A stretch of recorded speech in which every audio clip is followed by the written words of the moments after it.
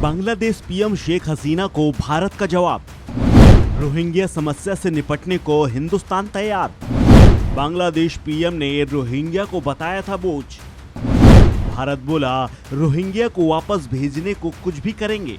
बांग्लादेश की प्रधानमंत्री शेख हसीना 4 दिन के दौरे पर भारत आई हैं, जहां उन्होंने रोहिंग्या समस्या से निपटने में भारत से मदद की उम्मीद जताई है, जिसके बाद भारत ने वो हर मदद का आश्वासन दिया है जिससे रोहिंग्या समस्या से निपटा जा सके। दरअसल ANI के इंटरव्यू में शेख हसीना ने कहा था कि भारत एक बड़ा देश है और ये बहुत कुछ कर सकता है। बता दें कि पिछले साल संसद में सरकार ने जानकारी दी थी कि भारत के करीब 12 राज्यों और केंद्र शासित प्रदेशों में रोहिंग्या मुसलमान रह रहे हैं। इनमें जम्मू कश्मीर, दिल्ली, पंजाब, हरियाणा, उत्तर प्रदेश, राजस्थान, पश्चिम बंगाल, असम, तमिलनाडु, तेलंगाना, कर्नाटक और केरल में शामिल हैं। भारत सरकार ने रोहिंग्या को देश से बाहर भेजने की मंशा पहले से ही जताई थी, लेकिन अभी तक इस समस्या से निदान नहीं मिला है। समस्या जस की तस बनी हुई है। नागरिक संशोधन बिल 2019 की चर्चा के दौरान ही केंद्रीय गृह मंत्री अमित शाह ने साफ किया था कि भारत रोहिंग्या को कभी भी स्वीकार नहीं करेगा। सरकार रोहिंग्या मुसलमानों को देश की सुरक्षा के लिए खतरा बताती आई है। भारत के गृह राज्य मंत्री नित्यानंद राय ने सरकार को मिली एक रिपोर्ट के हवाले से कहा था कि रोहिंग्या मुसलमान देश की अवैध गतिविधियों में शामिल हैं। ऐसे में भारत के लिए सबसे पहले मुश्किल यही है कि जब वह खुद रोहिंग्या समस्या से जूझ रहा है तो इस मामले में निपटने के लिए बांग्लादेश की मदद कैसे करेगा।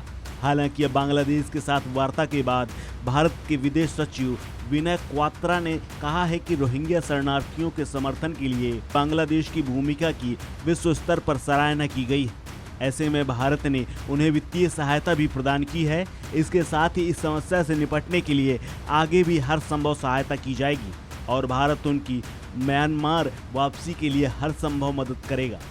याद दिला दें कि दिल्ली समेत भारत के कई हिस्सों में फैले रोहिंग्या आपराधिक गतिविधियों में शामिल पाए गए हैं। इसके अलावा देश की राजधानी दिल्ली में रोहिंग्या समस्या पर उस वक्त विवाद गर्मा गया था जब केंद्रीय आवास और शहरी कार्य मंत्री हरदीप सिंह पुरी ने इन शरणार्थियों को बसाने संबंधी जानकारी ट्वीट कर दी थी। हरदीप पुरी ने लिखा था, भारत ने हमेशा उन लोगों का स्वागत किया है जिन्होंने देश में शरण मांगी है। एक ऐतिहासिक फैसले में सभी रोहिंग्या शरणार्थियों को दिल्ली के बक्करवाला स्थित फ्लैट में स्थानांतरित किया जाएगा। उन्हें मूलभूत सुविधाएं UNHRC यानी शरणार्थियों के लिए संयुक्त राष्ट्र उच्चायुक्त की ओर से जारी परिचय पत्र और दिल्ली पुलिस की 24 घंटे सुरक्षा मुहैया कराई जाएगी।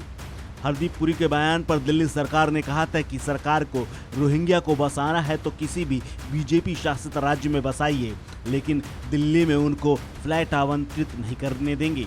बीजेपी के भीतर भी विरोध उठा था और सोशल मीडिया पर लोगों ने सरकार को घेरना शुरू कर दिया था। इसके बाद केंद्रीय गृह मंत्रालय ने सफाई दी थी। गृह मंत्रालय ने कहा था कि यह स्पष्ट किया जाता है कि दिल्ली के बक्करवाला में रोहिंग्या अवैध प्रवासियों को EWS फ्लैट प्रदान करने का कोई निर्देश नहीं दिया गया है। गृह मंत्रालय ने यह भी कहा था कि दिल्ली सरकार ने रोहिंग्या मुसलमानों को एक नए स्थान पर स्थानांतरित करने का प्रस्ताव दिया था।